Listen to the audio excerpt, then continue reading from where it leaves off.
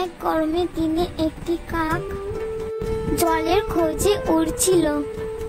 হঠাৎ সে দেখলো আকাশে কালো মেঘ জমছে।